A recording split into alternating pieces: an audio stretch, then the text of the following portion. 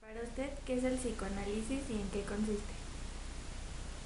Bueno, en mi experiencia, que tengo ya 17 años de egresada de la licenciatura en psicología y 12 de ejercicio del psicoanálisis, pues para mí el psicoanálisis es un método. O sea, es un método que fue creado por Freud para, en un inicio, pues fue como un método descubierto como por casualidad, pero él vio la utilidad de ese método que se ha convertido en una forma de intervención para el conocimiento del inconsciente y un método de investigación también, porque a partir de esa forma de trabajo se construye una teoría.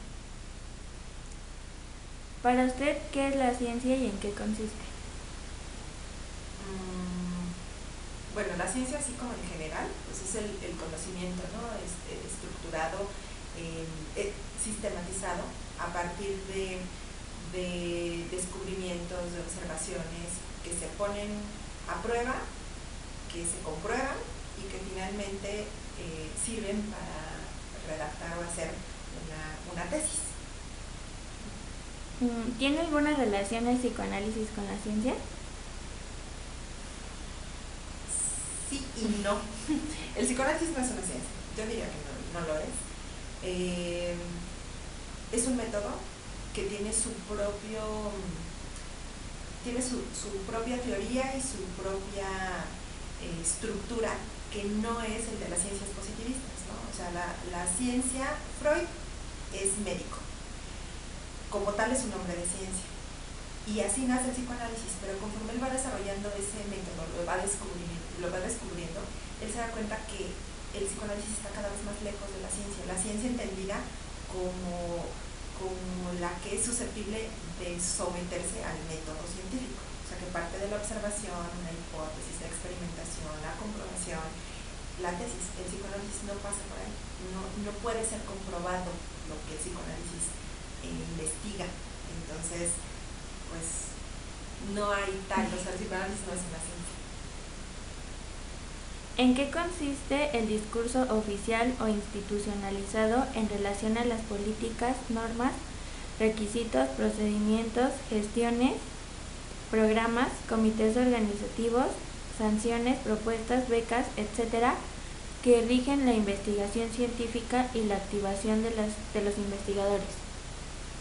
Pues depende de la institución que está detrás de todos estos procesos de investigación. O sea, en realidad tiene que ver con un grupo de gente que se pone de acuerdo, un grupo de expertos en las diferentes disciplinas, ¿no? No es lo mismo hacer ciencia en un campo de la matemática que hacer ciencia en el campo de la economía o en el campo de la psiquiatría, por ejemplo, ¿no? Entonces es un grupo de expertos que se ponen de acuerdo y que establecen esos estatutos y que dicen, bueno, para nosotros, para este grupo, va a ser válido un descubrimiento científico si cumple con estas características.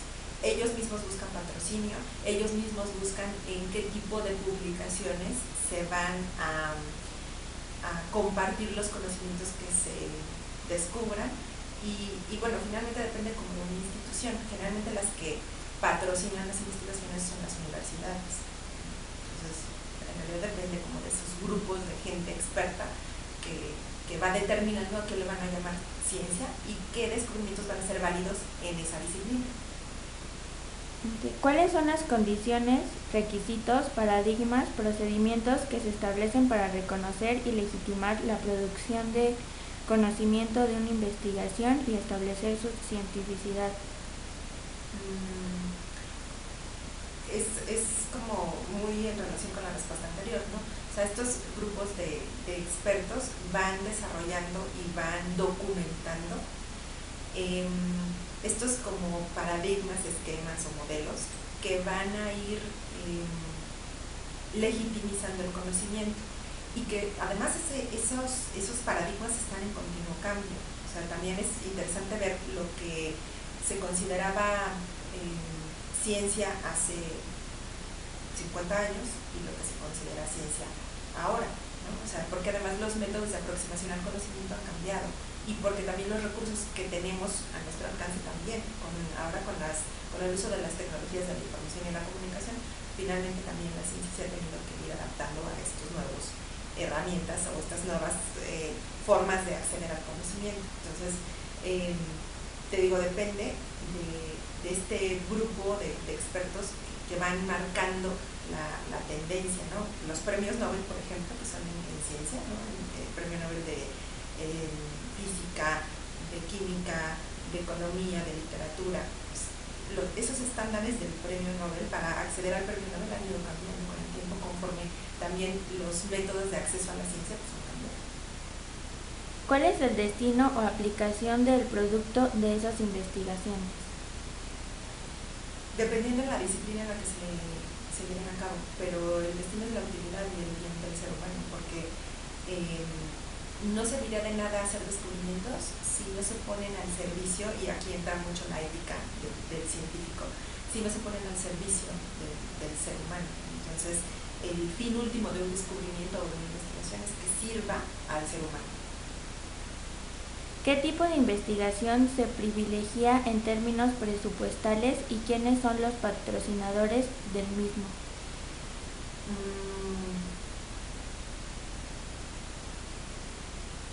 Creo que depende del campo y de quién esté detrás de un descubrimiento científico. O sea, depende para qué fines quiero esa investigación. Si, por ejemplo, es con fines de salud, ¿no? En realidad se va a privilegiar tal vez aquel descubrimiento que ayude a erradicar una epidemia, por ejemplo. Si hay una epidemia en este momento, pues a ese descubrimiento se le va a dar con mayor patrocinio y mayor recursos, porque es algo que se necesita con mucha urgencia. Entonces ahí se van a ir como los recursos, pero dependiendo del fin que se persigue con la investigación es el patrocinio que se le va a dar, ¿no? Y los recursos que se van a destinar para la investigación. Depende. ¿En qué circunstancias psicoemocionales, físicas, familiares, recreativas, culturales, deportivas, económicas, laborales realizan los investigadores su tarea? Uy, pues creo que depende de cada investigador, ¿no? Pero de entrada hay que reconocer que todo investigador está en un contexto. O sea, quien esté haciendo ciencia, quien esté haciendo investigación, no puede dejar de lado el contexto en el que vive. El espacio físico, o sea, es el país en donde se está desarrollando la investigación, la época en la que se está desarrollando y evidentemente los recursos con los que cuenta. Cuando hablabas de las condiciones físicas o emocionales del investigador, me parece que tiene que ver con tener en cuenta que un investigador primero es una persona y que también está sometido a un estrés, porque en ocasiones está obligado, podemos decirlo así, por el patrocinio o por un grupo de investigadores que están detrás, a que sus teorías realmente se comprueben. Y entonces se somete a un estrés al investigador pues muy fuerte, ¿no? Entonces, por otro lado, hay una motivación muy fuerte también, porque él quiere saber, o sea, lo que mueve a un investigador es el deseo de saber. Entonces, eso lo impulsa a llevar a cabo su tarea, y a veces se sacrifica la familia, se sacrifica los recursos, se sacrifican las vacaciones. O sea, un científico es casi científico de tiempo completo. ¿Cómo descubre el investigador qué es investigar y cómo se asegura que el investigado está poco o no está explorado? Creo que es importante decir que la ciencia no surge como de la nada, siempre está basada en conocimientos previos. Es decir, cuando, por ejemplo, uno va a desarrollar una tesis de licenciatura, de maestría, y uno le interesa un tema en particular, uno tiene que buscar qué investigaciones se han hecho sobre ese mismo tema antes, para poderlas leer, para poder como ubicar justamente en dónde está la investigación en este momento sobre el tema que a mí me interesa. Y a partir de ahí empezar a buscar, es decir, no se puede generar algo de la nada, siempre hay una investigación previa que sirve de base para lo que yo quiero investigar. ¿Cómo me doy cuenta que estoy investigando? Me parece que es un proceso que se va construyendo paso a paso, en tanto busco, en tanto observo, en tanto me planteo hipótesis, en tanto las desecho, en tanto las compruebo, en cuanto sigo investigando, en cuanto dialogo con ese conocimiento que yo ya encontré en las investigaciones previas. O sea, el investigador se da cuenta de que lo está haciendo en la marcha. ¿A qué necesidades fundamentalmente responde la investigación? y cómo llegan a reconocer los investigadores dichas necesidades, sus objetivos y aplicación de los resultados. Cuando un conocimiento existente ya no cumple o ya no satisface las necesidades actuales, se hace necesario buscar nuevas cosas. Es decir, en la ciencia sucede mucho como esta crisis paradigmática, que es cuando los modelos existentes ya no sirven de la misma manera que como sirvieron hace años, sino ahora por los requerimientos actuales y por el mundo en el que vivimos, se hacen necesarios nuevos conocimientos. Entonces, es en ese momento, o sea, la investigación responde a una necesidad de cambio continuo en el mundo, en el ser humano, y cuando los paradigmas dejan de responder a las necesidades del mundo actual y del hombre actual. Cuando ya no sirven, hay que buscar otra cosa. En términos, por ejemplo, del psicoanálisis, justamente eso pasó. O sea, cuando Freud empieza a hacer su trabajo como médico, en esa época,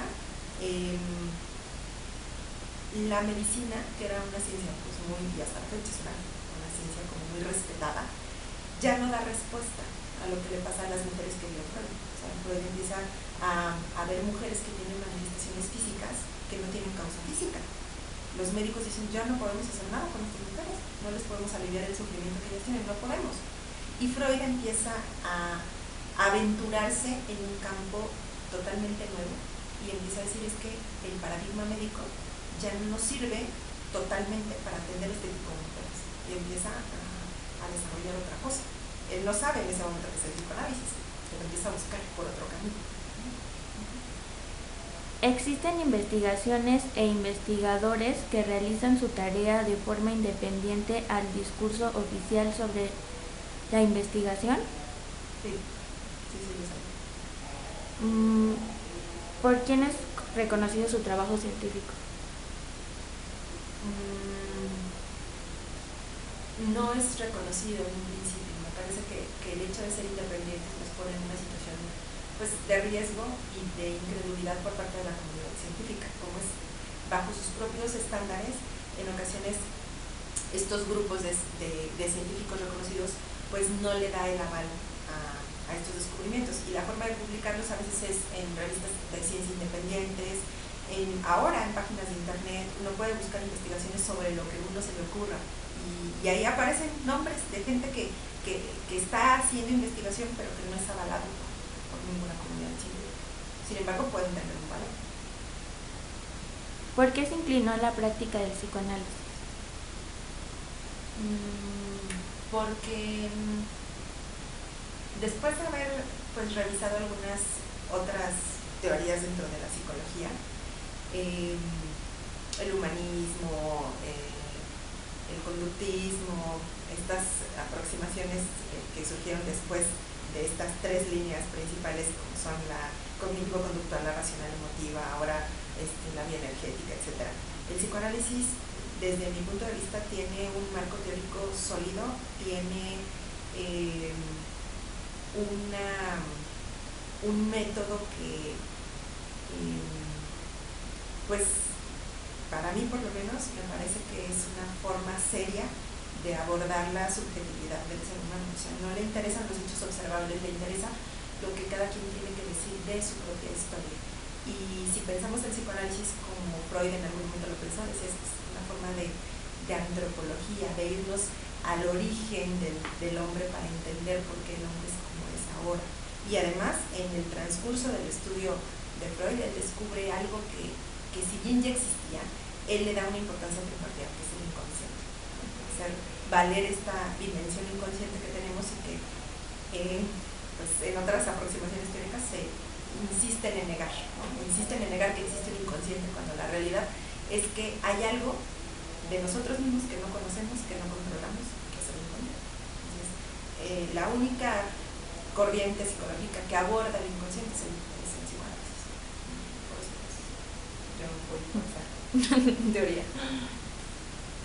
¿Por qué, habiendo tantos sujetos de estudio dentro del psicoanálisis, usted se inclinó por Freud? Bueno, no es objeto de estudio. Freud no es un objeto de estudio del psicoanálisis. Freud es el iniciador del psicoanálisis. Entonces, a mí me parece que los planteamientos de Jung, de Adler, que son post-freudianos, desvirtúan en mucho lo que en realidad Freud intentó decir en un inicio. El que sigue la línea freudiana en su totalidad es Lacan. Él propone en un inicio, al ver que los seguidores de Freud desvirtuaron la teoría de Freud, Lacan propone un retorno a Freud, es volver a leer a Freud para volverlo a entender y volver a extraer como la riqueza de sus planteamientos. Entonces, no hay elección, o sea, quien quiera ser psicoanalista es a partir de Freud, no hay que otro. ¿Por qué se inclinó al objeto de estudio del inconsciente? ¿Freud o yo? No, pues, las dos, o al que quieres. No, bueno, es que no hay manera de pensar el psicoanálisis sin hacer referencia al inconsciente. Y Freud más bien descubre el efecto que tiene el inconsciente a partir de sus propios pacientes. O sea, él no lo sabía. Él empieza a tratar a estas mujeres histéricas y empieza a ver que en su hablar hay algo de lo que ellas no pueden dar cuenta, es decir, no lo pueden controlar, no pueden manipular sus sueños, no pueden manipular sus equivocaciones, sus lapsus, y él reconoce en todos estos formaciones, él reconoce la presencia del inconsciente, y así los llama. Formaciones del inconsciente son los sueños, los lapsus, los síntomas, los actos fallidos, y él dice, ahí está justamente digamos el origen de las problemáticas o de los síntomas de estas pacientes. Por eso él se interesa por el inconsciente. ¿Ha seguido estrictamente las teorías científicas de Freud o hay cosas que según su criterio no son aceptables? ¿Es el único modelo que utiliza? Sí, no hay, yo no puedo pensar, respeto, pero no comparto la visión de algunos psicólogos que se dicen eclécticos. Dicen, es que yo no soy psicoanalista, no soy cognitista, no soy humanista, yo soy ecléctico. O sea, hago uso de todas las teorías para las intervenciones que hago con los pacientes. Eso es una forma de no comprometerse con una teoría. Uno tiene que adentrarse, uno tiene que conocer, uno tiene que leer, uno tiene que seguir estudiando, y el psicoanálisis es un método tan complejo que uno nunca lo termina de estudiar, y por lo tanto me parecería antiético hacer una mezcla de teorías. Entonces yo trabajo bajo el marco freudiano y lacaniano. Dentro de la aplicación del psicoanálisis, ¿cuál es su metodología y usted cómo aplica esta? Bueno, el método fundamental en el psicoanálisis es la asociación libre, no hay otro. Es asociación libre para que el analizante o el paciente hable, y la atención flotante por parte del analista, que es poner atención absolutamente a todo lo que el analizante hable durante la sesión. Ese es el método y esa es la única técnica. Freud lo dice, es la regla de oro, la regla fundamental del psicoanálisis, la asociación libre, el discurso, la libre palabra es lo que finalmente establece la diferencia entre el psicoanálisis y otras formas de intervención terapéutica dentro de la psicología. ¿Qué métodos de intervención terapéutica utiliza? Solamente. Sí, es asociación libre y atención flotante, no hay otra. O sea, aquí no hay técnicas, ejercicios, tareas, vamos a hacer un ejercicio, un psicodrama, la psicoterapia, no hay tarea, no hay otra cosa que no sea el discurso.